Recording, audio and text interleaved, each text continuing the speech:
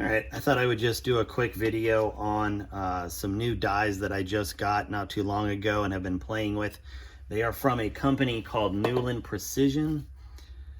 They are a little more obscure in the die world, and everything they make comes as a blank. So this was a 7mm sizing blank. I also have a Newlon seating die with the Mitutoyo gauge on top. This came as a blank. So everything does require that your gunsmith, ream it out or chamber it just as they would your barrel. With the seating die that I've got, that is going to use the same reamer as your chamber.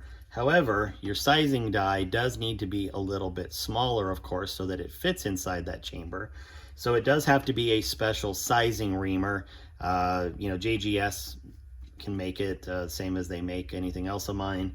I happened to get lucky and found that one of the guys I know had a sizing reamer for my caliber and my chamber, so that worked out great. Now the other thing about these is that they are bushingless, so it is a fixed size chamber. There's no bushings, there's nothing to change out. This happens to be a 311 neck. My chamber is a 320. By the time I load up, I have about a 4 to 5 thousandths clearance, and that is what I am looking for. So 311 works great for me. However, just keep in mind, if you get a die like this, one, they are definitely probably the most expensive dies you'll buy compared to Redding or Wilson or any of these other ones by the time you factor in all the gunsmithing charges. My gunsmith charges the same to basically chamber this as he would a barrel, maybe without the crowning, of course, and all that other stuff, the threading, but the essential cost of chambering is pretty close to what it would cost to do the die. So he does have to do that, same precision and everything like that. It takes the same amount of time to bore into one of these as it does a barrel. And so keep in mind, these are going to be $200 to $300 dies by the time that you're done for each one. And you are going to be married to it and married to the chamber you're using around it in most cases. So make sure that you are pretty committed with how you shoot and what you like to load. That being said, it was sent out and hardened. It was melanited. I don't bother doing that to my seating die because it doesn't really matter, but on the sizing die, I think it does. I'm sure there's others that would debate that, but it's just the way it goes. It does actually come with a decapper as well, if I can show you here. It's in the other one. So it does come with a really nice decapping stem that threads up from inside the chamber, and then you can adjust with a knurl knob. And I just don't decap with the same die I size with, so I don't use that. But I do love that it comes out, and that it comes out very easily without impacting the use of the sizing die. Not every brand does that. In fact, most of them, it's really tough to remove the decapping unit, especially if it's a bushing one, because oftentimes it holds the bushing in as well. So in this particular case, I'm able to just treat it as a straight sizing die. It is full length, of course. I would never dream of neck sizing only, but I just wanted to really show off what it can do. So I just have some of my regular 284 in here. It's just been lightly lubed, as I do with everything. And my goal with this is to have run out that is going to be somewhere in the neighborhoods of 1,000ths or less. Now with a Dillon, that can be very tough. With my last Wilson sizing die, my run out was in the 2 to 3 thousandths range, if I remember right.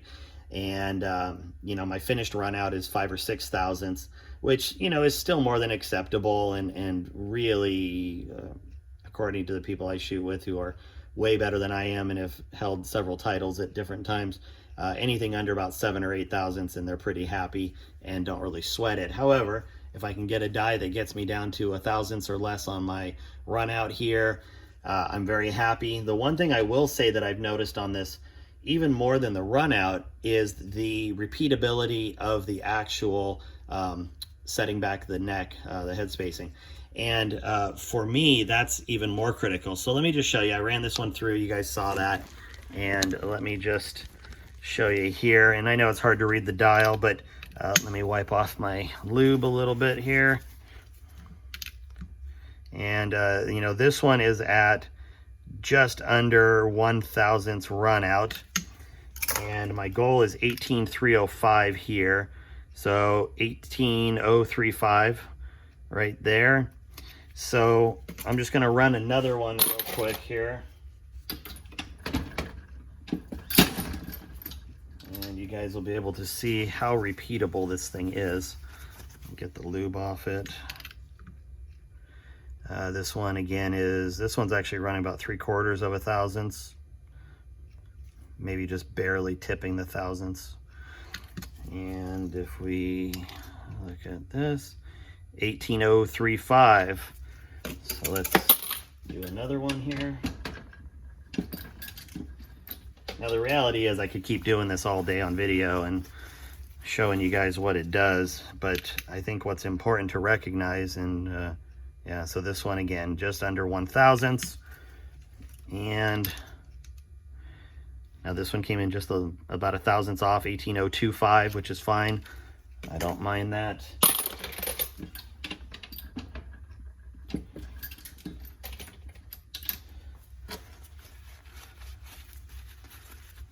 But you know, just having the confidence that this thing is doing what it's supposed to. So again, 1/1000th run out, 18,035. Now, just so you know, these started out at about 18,005, 18,045. I'm running about 1/1000th to 2/1000th headspace on them.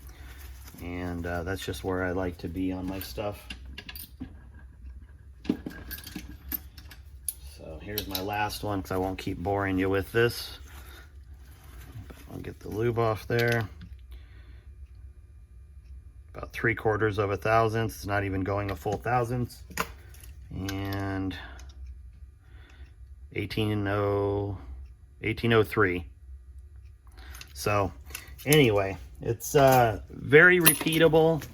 Gives me a lot of confidence in what I'm doing with it, which is important. You know, sizing is probably the most critical aspect of, or at least one of the very top critical aspects of reloading. If you screw up sizing this, it doesn't matter what else you do. I don't know how many guys I've seen where we go to a match and, you know, somebody's either using a rubber mallet to open their bolt because they sized wrong. They can't even close a bolt because it's sized wrong. You know, there's just all kinds of things that can go wrong if you're not doing it right. So having confidence in your equipment goes a long way. And while I realize these dies won't be for everybody, I just thought it'd be kind of nice to show them off and give you guys an idea of what's out there.